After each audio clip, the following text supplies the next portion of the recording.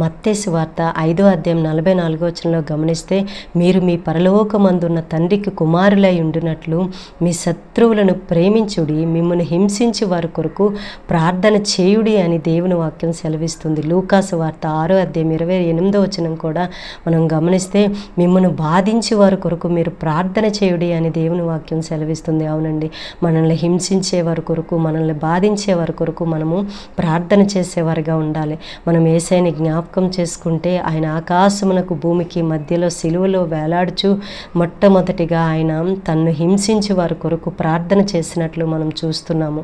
లూకాసు వార్త 23వ అధ్యాయం 34వ వచనంలో గమనిస్తే, తండ్రి వీరేమి చేయుచున్నారో వీరెరుగురు గనుక వీరిని క్షమించండి అని ప్రార్థించినట్లు మనం చూస్తున్నాము. అవునండి, మనము మన పరలోకమందున్న తండ్రికి కుమారులమును కుమార్తెలము అయి ఉండునట్లు మనల్ని హింసించే వారి కొరకు, మనల్ని బాధించే వారి కొరకు మనము ప్రార్థన చేసేవారిగా ఉండాలి.